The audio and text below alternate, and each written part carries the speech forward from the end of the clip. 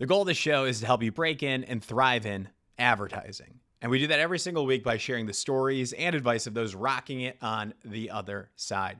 Also, we post advertising news you need to know in 60 seconds or less videos on LinkedIn every weekday. I assure you, it is not like any other news platform you have ever seen. It is wild. Sound effects go crazy. If you're not following us on LinkedIn at Breaking and Entering Media, please do tell your friends, turn on post notifications. It'll help you break in and thrive in this industry. But today we have Noel Cottrell, who's joining the show. Noel is the founder and CCO of Murder Hornet. That is one of the coolest agency names ever. They're a creatively violent advertising collective agency that's making waves with big platform thinking. But before he built this powerhouse, Noel's career was a series of breaking in and re-breaking in, from London to South Africa to America, from starting his own agency to climbing the creative ranks at top shops. He has done it all. It's all about re-breaking in. I like that. That means this show will be built to last.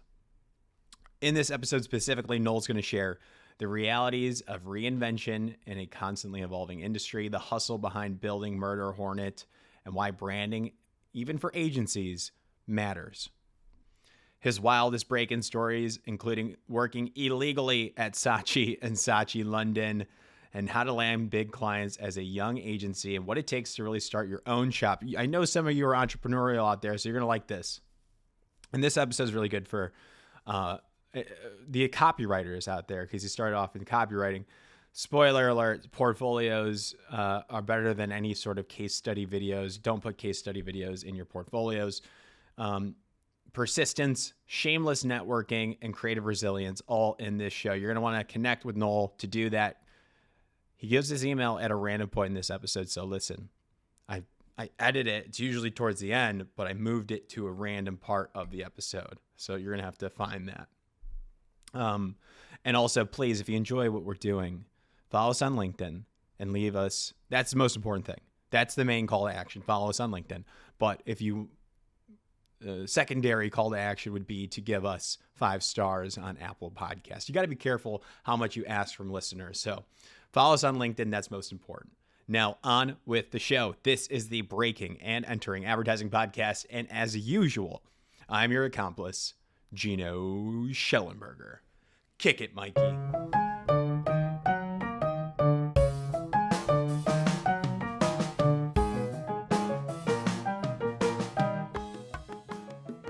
All right.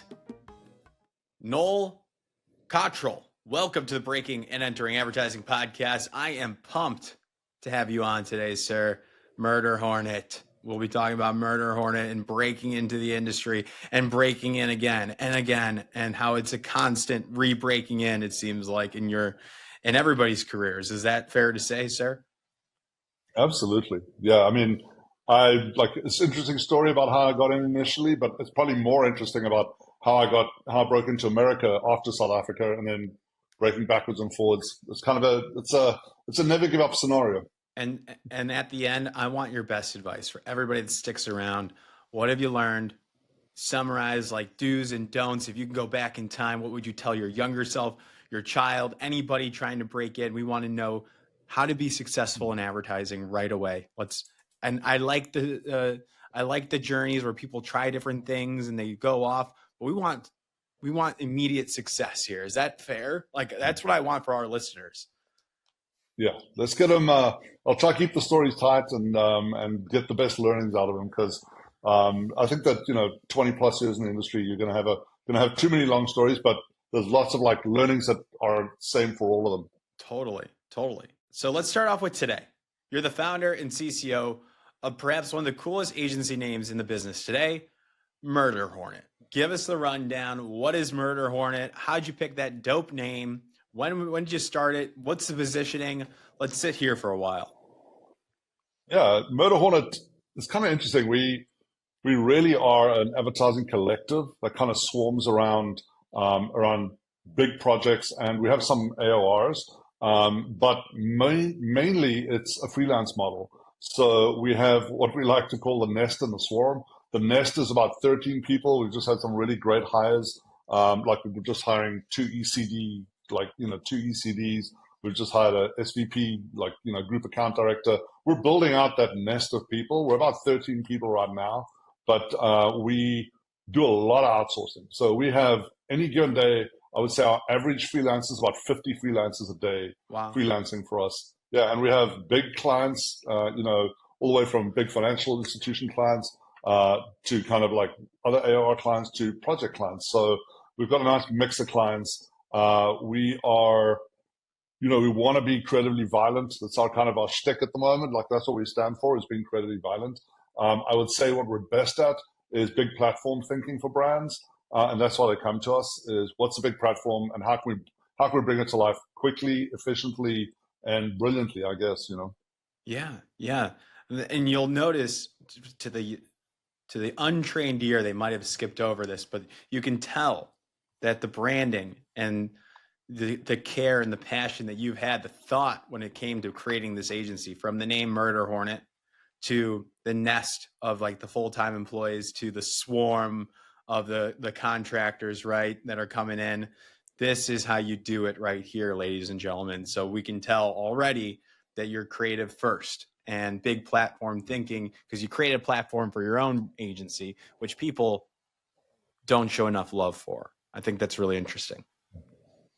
No, you're absolutely right. I would say that's one of the biggest downfalls, and one of the things that's happening right now with all the big agencies mushing all their brands together, and just becoming like the big holding company names. Yeah. I think that there's an opportunity to be heavily branded at as for the startups and as we're coming in, and people are doing it well. I look at Mo at Mojo Supermarket. I look at Mischief. I look at like the shops that are coming out. Gut, they're heavily branded. They lean into their branding. And I think that's one of the big differentiators from the big holding companies. I'll tell you what, I was just with Brian Bonilla, who's obviously as the agency reporter at Ad Age. We go on this show, and we're planning yesterday a March Madness bracket style rundown, putting head-to-head matchups of agency taglines. And you'd be surprised, Noel. Like looking through a bunch of agency websites, the failure to brand themselves appropriately, it is out there, and it's a little shocking to me. Brian, this is not Brian's word. These are my words. Like agencies should probably step it up. So I'm looking at your site right now. We're going to add this to the list for the March Madness bracket lineup here. Creative violence solves everything. Wake up and choose murder is also on there too. So since it's on your website, that can be in the bracket. Isn't that cool? I love it. We'll be we won't be the North Carolina slipping in the last second. No. Yeah, that's a good point. It's like I'm like, even ours, like pull off your ultimate heist, like for breaking entering. Like you have to think of these things, like, and you guys did such a great job. When did you start Murder Hornet? About 18 months ago. I had a kind of a stop-start. Again, talking about breaking and entering, I started it and then had my good friends at Giant Spoon convince me to come and be the chairman of the creative chairman at Giant Spoon. And I lasted about 7 months when I said, look, this itch to start my own thing is just too itchy. So I had to get back to doing it. So really been doing it just over a year. We're at about 8 million in revenue, and got some great clients and very excited. It's like, I think in terms of creative work, it's almost like we landed the big clients and now we're trying to get the creative work out. So we're doing it very differently from a lot of the way the other agencies did it, where they kind of did a year or two of great work and then kind of landed the good clients. We're kind of flipped the model a little bit. Yeah. And can you tell us who some of those big clients are? Is that a PR no? It's always a PR no, but I'm hoping they're okay. We are sort of like New York Life is our largest client. We're kind of their creative partner, and they're, one of the big things about them is they're no longer just life insurance. It's also asset management and, holistic advice and guidance. It's a sizable client for us, and they're doing exciting things, and they've got a great roster of other agencies, PR and media and all that sort of stuff. And then our second client is Lipton Teas. And we do Tazo tea for them, and we've just been awarded the US Lipton North America business as well. And then our project stuff, we got big projects from Zoom last year, Bumble. I know Bumble's in a review right now, but we've done some big projects for these clients, which are, those are big A-list clients. So I would say we're playing where we want to play. Yeah. How does an agency that's 18 months here, 18-month old, I don't know if I phrased that correctly. How does a young agency get those big clients, Noel? I think it's the Rolodex, man. It's you gotta get some gray on the beard. You gotta get that. You gotta get that Rolodex. These are a lot of great clients that I've known from before and who trusted me with their brands before at big agencies. And starting out, it's picking up the phone and breaking and entering every single time. It's kind of you're doing it again. You're picking up the phone. A lot of people will say, like, don't be scared of embarrassment. Like, sometimes you're like, oh, this client really doesn't want me in this pitch. I know because they didn't invite me, but fuck it, I'm going to try and get into this pitch. Yeah. I'm going to call them and just shame them into it, and then you win the pitch. So it's kind of you just got to be a little shameless, as it were. Just like when it's not too far off. I wrote an article on Ad Age about this. The new business process is so similar to the getting your first job process, if you will, the hiring process. It really is. You have to develop that Rolodex and network like crazy and constantly check in with agency professionals, see if they're hiring, be top of mind, and get your foot in the door. And you have to be shameless. And one of my old bosses said, Gino, you're shameless. You're not afraid to ask somebody to come on the show or for like different opportunities within the agency. And I took that as a compliment. It seems like it's very similar.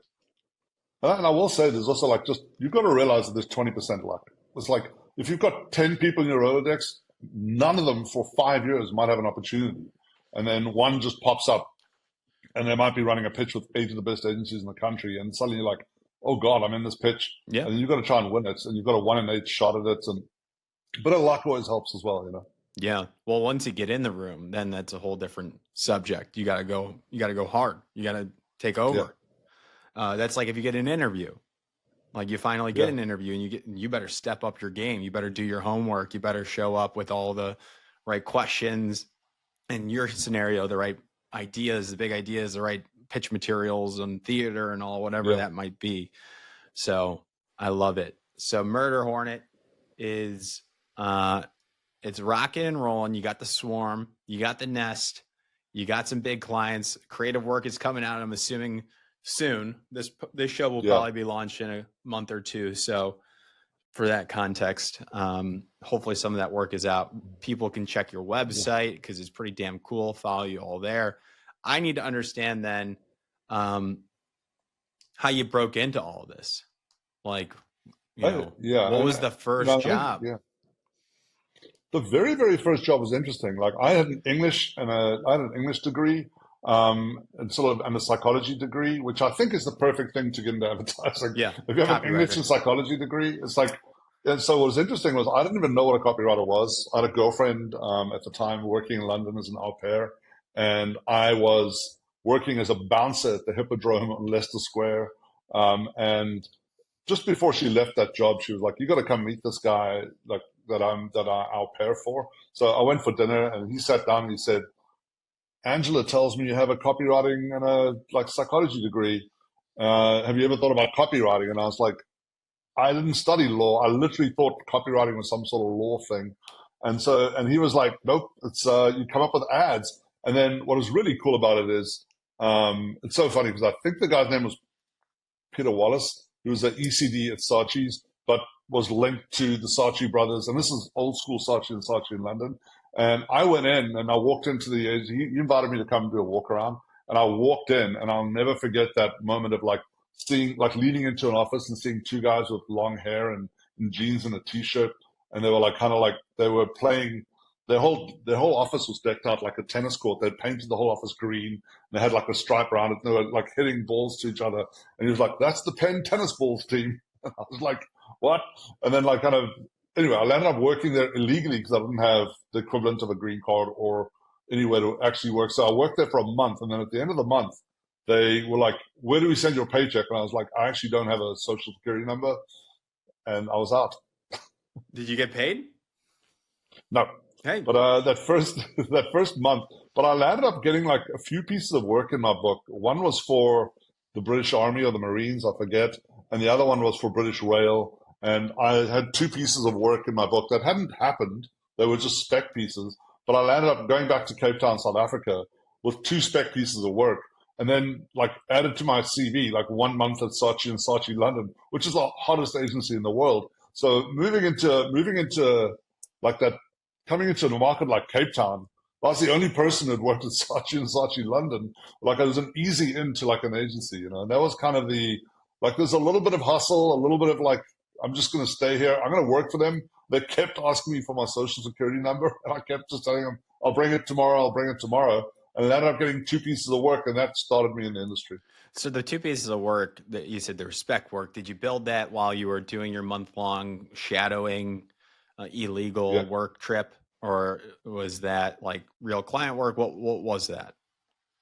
It was real client work, but it just wasn't work that ever made it to the client or ever made it onto air. It was just like, well, I had some nice comps and some like clever headlines, and you know, to have two like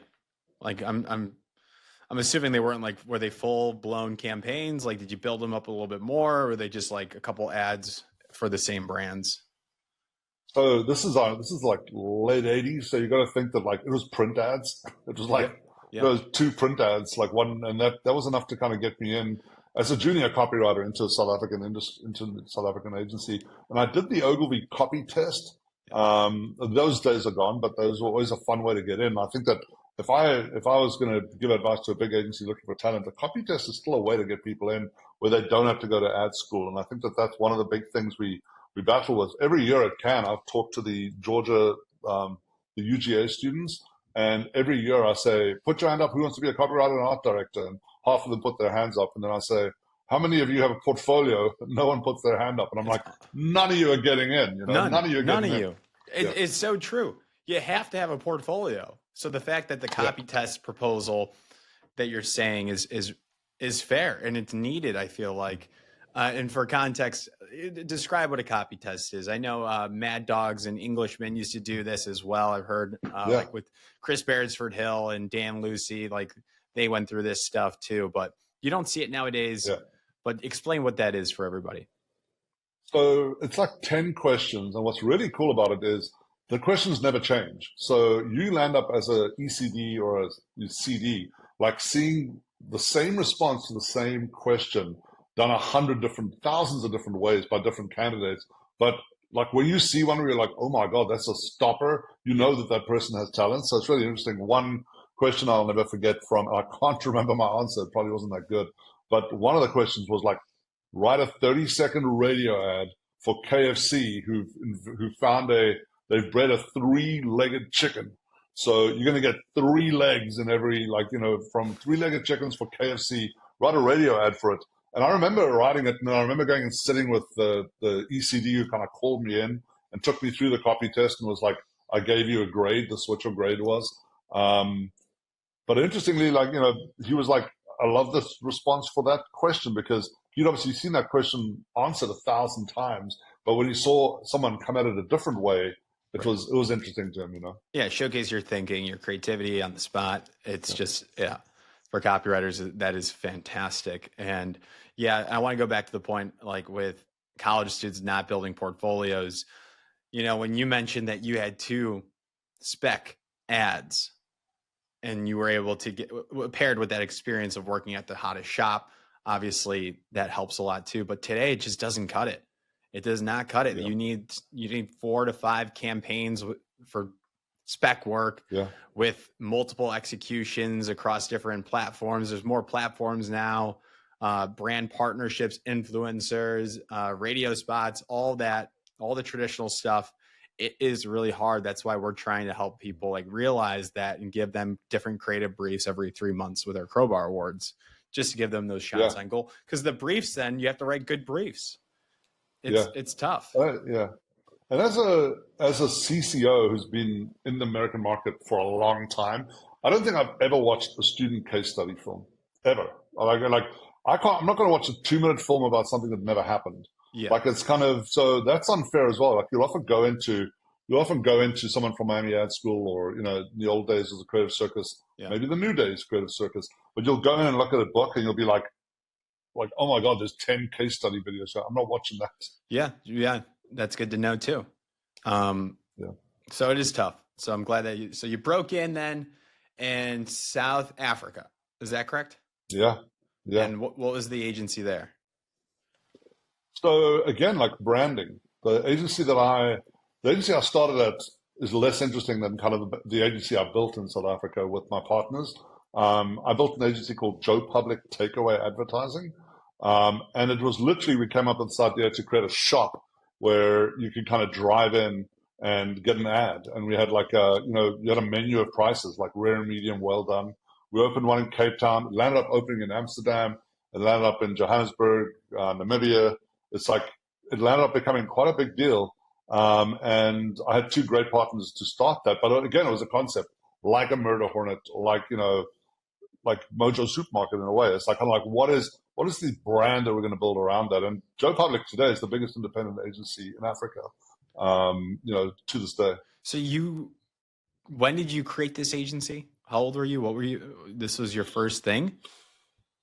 So I know. When I came from London, I did like a year at like a bad agency called Follett Sievers and Associates. I was writing John Deere tractor brochures. Okay. It was not easy. But then I ended up meeting a guy called Matthew Bull, who was a very, very good CCO, and he kind of showed us the way, doing award-winning work and doing great work. And then short stop at an agency called the Jupiter Drawing Room, and then leapfrogging into starting my own thing with my two partners, Got it. Gareth and Pepe. Got it. How many years of experience roughly did you have before you started your own shop? Like 5 or 6 years, sort of like senior copywriter by the time I left. Yeah. I remember like, the people when we left were like, "You're way too young to do this. What are you doing?" Yeah. Probably similar to what you heard when you left the industry. It's like, this is not a time to be doing your own thing. And it turned out to be just the perfect time. My partners have had enormous success with that agency after I moved to America.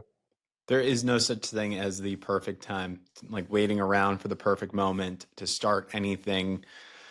You just got to do it. You just got to do it. And talk about like, what was the biggest learning there? I mean, there's so many things you're going to learn when you start your own business, your own venture, especially in advertising. But what stuck out to you? Like, what was the most important skill from starting that agency? I will say, like, there was a real like camaraderie with the core team. I mean, we had at one stage I had both my partners living in my apartment, Of course. like kind of like in Cape Town, and I had a girlfriend at the time, and they were like sleeping like sleeping on the couch, doing the thing, and we would get a phone call, and they'd be like, some guy wants to meet with you at like 11 o'clock on a Friday night, and we'd like jump in the car and drive down, and like it's just the hustle culture. It's just like just gonna make it happen no matter what. That like kind of there was no room for failure. When things got tough, we just banded together as friends, and like there was a real sense of camaraderie with Joe Public, and we built that, and we built the whole culture of the agency around that. And today, I would say that culture that they have now is somewhat reflective. I mean, they're a totally different agency, Sure. but they're still very much about their people and very much about like the camaraderie and the spirit of the agency. And that was, if I take anything away from Joe Public, it was like we had a differentiator. Like takeaway advertising was something that was completely different. We brought in clients like Investec and Toyota and all sorts of people were like coming in the front door and ordering like ideas off of off a menu of prices. I had that idea just like in college too, like a fast food like drive through of like ideas, and that's so funny. Like there I guess there is really no such thing as a new idea. I don't know, but that is incredible that you did that, and it's still around today. So then, what else? What was the next break in? So you did that for how many years were you a part of that? I think I had 3 or 4 years at Joe Public. Yep. And then landed up moving over to America. I mean, there's so many breaking and entering stories for me because I've done it so many times. It was interesting. I'll never forget because IPG bought the agency from us originally. Mm-hmm. And so part of the sale agreement was I was going to come over to America and I was going to start Joe Public takeaway advertising in New York City. That was going to be like, so my wife and I had this dream. We had a 3-month-old baby. We land in New York City and we're starting this, but they put me at IPG, like head offices near Grand Central Station. Yep. And they said like, all right, go. So I meet the HR woman and I'm like taking her through like what I'm doing. And she's like, that's never going to work in America. She's like, this is a stupid idea. What? Who bought your agency? So like, Who cares? you're Who walking cares what into she yeah, says? Who yeah, cares? yeah, yeah. But you're kind of meeting someone who's immediately an obstacle. Like this is the first person you're meeting, and you're like, oh fuck, and they think this is going to fail. And then 9/11 happened, and like they landed up losing FCB, who they'd kind of put me with to try and start this agency. Landed up losing a lot of their big clients. They lost like the U.S. Post Office. They lost like a couple of big accounts. And then I got called in to the CEO's office, and he said, I'm sorry, there's been some confusion. I thought that you were a exchange student from South Africa who was doing a project here. And he's like, I'm like, no, you're paying me a lot of money to be here, and you bought my agency. So he's like, give me 2 weeks, I'll try and solve this for you. And he basically brought me in and said, I got a check in this hand. You can just take this check and just go away, or you can fight us legally and try and unravel the sale. But he said, like, we don't want the commitment that we have in writing in the contract, we don't necessarily want to commit to. So I had a big decision to make. Okay, so you're in, he shows the checks. You have two options. We'll pick it up from there. Yeah, literally, I had one check where he was like, you can just take this check and leave, and we don't want to see you again, or you can fight us legally. And literally, the ship was still coming from South Africa with all my belongings to my apartment on West 12th Street. And I was like, what am I doing? So he did say to me, if you take the check, you have to know that within 2 weeks, ICE will come and take you out of the country. And I was like, my stuff was still shipping. I had a 3-month-old child. It was really another breaking and entering moment. I took the check.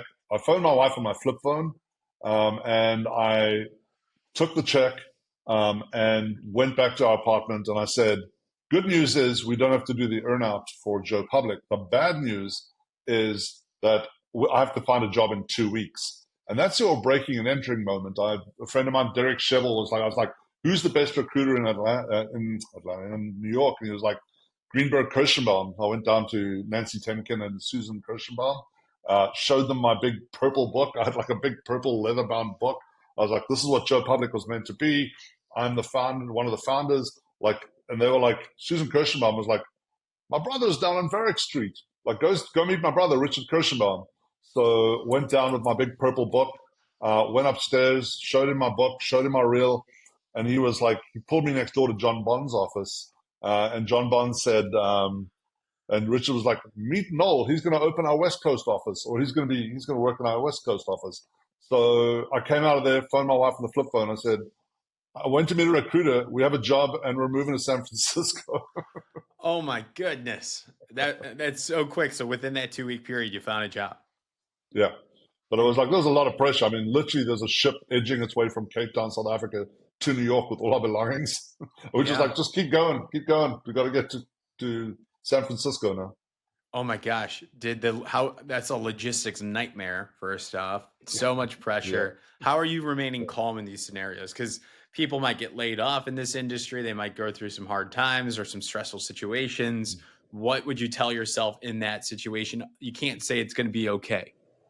Yeah, I will tell you, I flew to London for a job interview at Ogilvy, for the CCO job at Ogilvy, and I was sitting with my friend in a freaking in a coffee shop, and just like the song came on the radio, and it was like over the intercom, like in the coffee shop, and it was Enrique Iglesias, "You Can Be My Hero, Baby." I just started crying in a fucking coffee shop in London. And it was just this weird moment where I felt so much pressure, like kind of like just we moved to New York. I was interviewing in London. I got a baby. I don't know what, like I have no job. Yes, I got a check from IPG, but it was like just the pressure that's on you is really hard to go there. I cried a second time, which is in a burrito store in the West Village.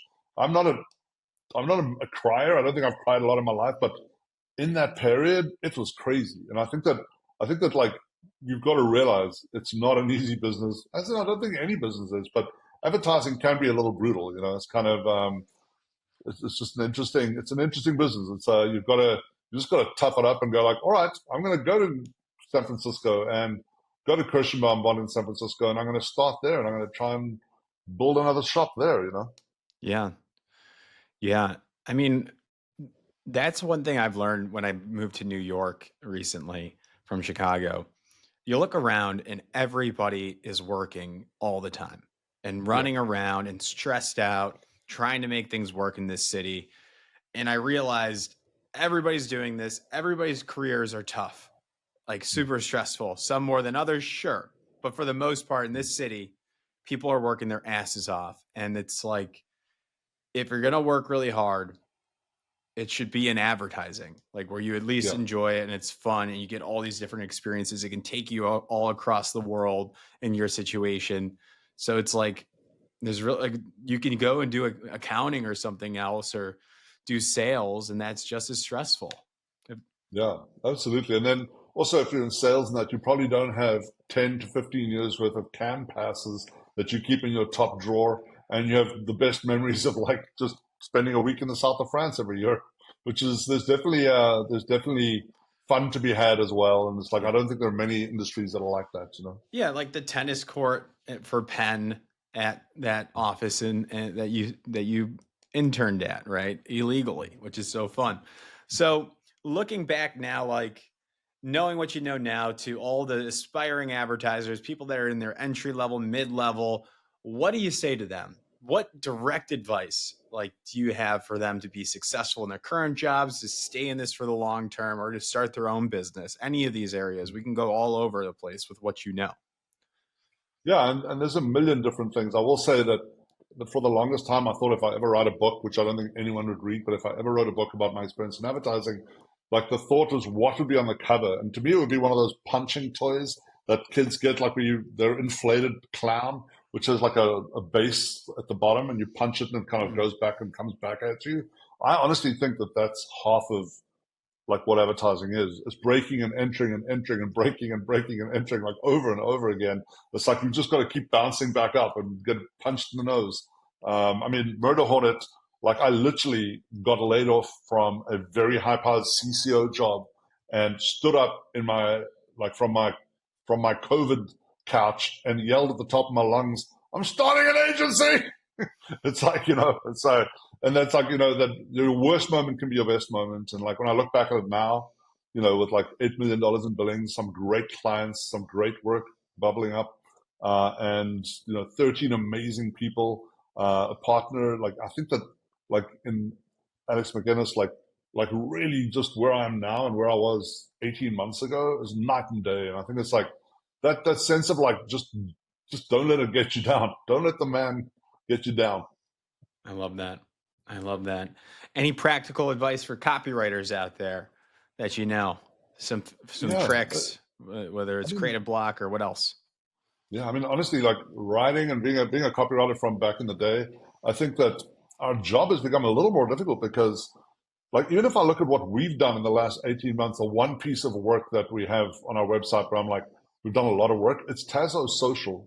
And we've got a ton of stuff in Tazo Social. I don't know if I could put one thing in there that would be like a piece of copy. Like, I think that the old way of like judging a brilliant headline, like The Economist or like any of those beautiful old headlines or anything, is completely gone. Our job now is to kind of come up with the big platforms and help come up with those platforms, help come up with ideas. And I would even say, like, I'd say TV's even like, yes, you have an involvement. We obviously have a huge involvement as writers in TV, but I would say because social is so prominent, there's not a lot of room for like just old school copywriting. It's all about like what's the big idea and how do we get it out there. Hmm. And it becomes more about the idea and how did you execute the idea. Yeah, the old art director copywriter partnership thing is a little dead in the water. It's still important. It still is how you come to ideas, but the roles have kind of got much more blurred. Yeah, I think it's all about the big idea now.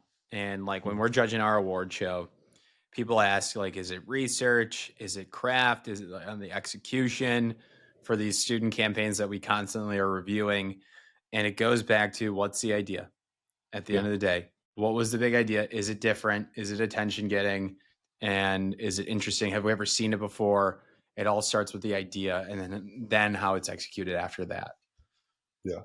No, absolutely. And I think that, I mean, one of the other things which I'm learning now as well, even at my advanced years in this industry, like you constantly learn is you don't have to fix it in the first round. Like it's like, if you've got a client that you're trying to move from A to B, like there's spots in between A to B, and I think that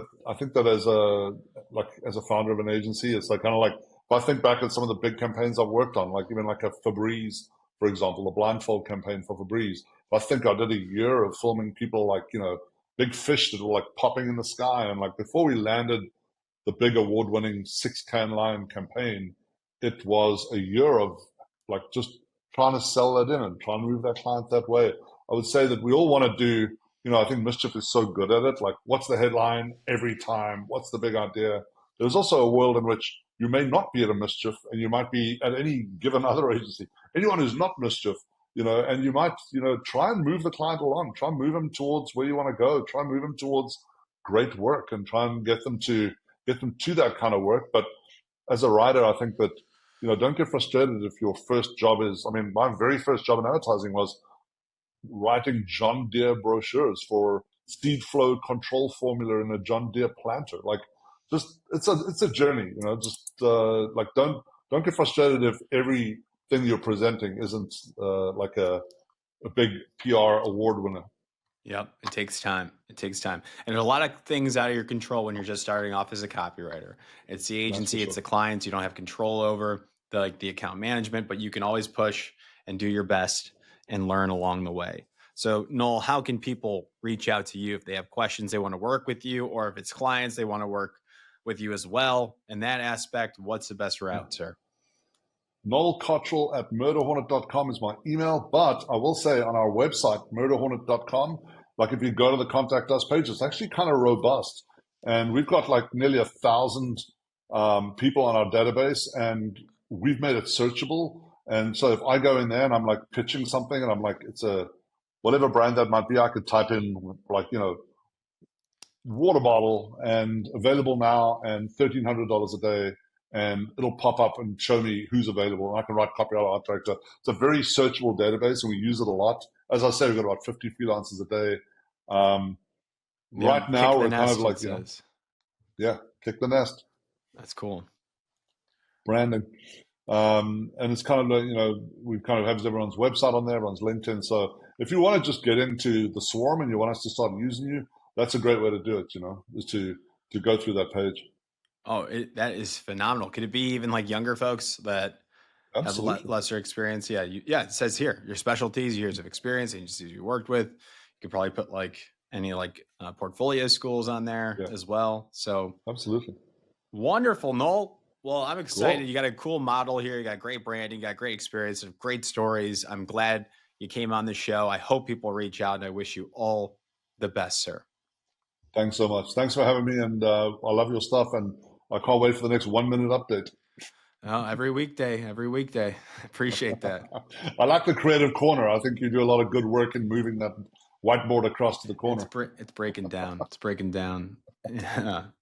Did you watch the one today, Jax? He's virtual, so we put him on trash cans. It's good stuff. I love it. Well, All right. congratulations on that success as well. Thank you, sir. Appreciate you. Bye.